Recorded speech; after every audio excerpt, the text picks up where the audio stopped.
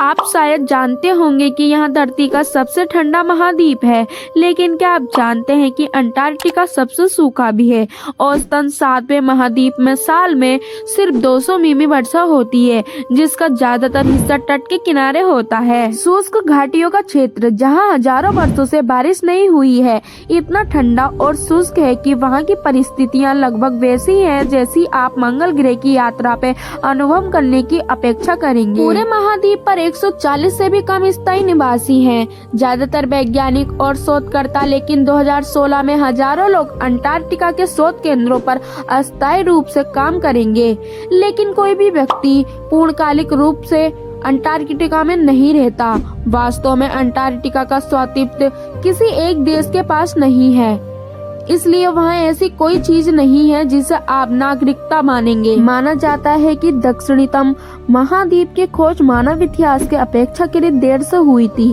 1820 में Fabian Gottlieb von Bellingshausen और Mikhail लोजरेब के रूसी अभियान द्वारा। हालांकि मौखिक रिपोर्ट बताती है कि दुनिया के दक्षिण हिस्से की स्वदेशी लोगों ने इस क्षेत्र की खोज की थी, लेकिन शायद वे अन्वेषक की पारंपरिक भाषा से बाहर हैं। स्कॉटिश मानचित्रकार जॉन बार्थोलोमियो ने 1890 के दशक में आधुनिक समाज में महाद्वीप के नाम के रूप में पहली बार अंटार्कटिका का इस्तेमाल किया था।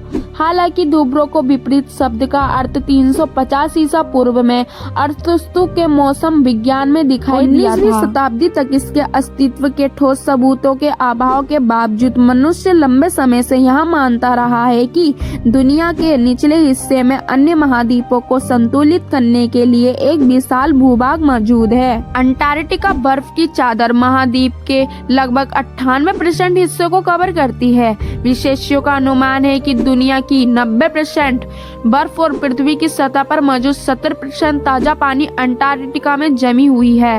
वैज्ञानिकों ने पता लगाया है कि यदि पश्चिमी अंटार्कटिका की बर्फ की चादर पिघल जाए तो इससे वैश्विक समुद्र का स्तर 15 फीट से अधिक बढ़ जाएगा। ऐसा माना जाता है कि कैप्टन जेम्स कुक और उनके दल ने अंटार्कटिक सर्कल को पार करने वाले पहले व्यक्ति थे। उनके जहाज HMS और एडवेंचर जनवरी 1773, दिसंबर 1773 और फिर जनवरी 1774 में सर्कल में प्रवेश कर गए।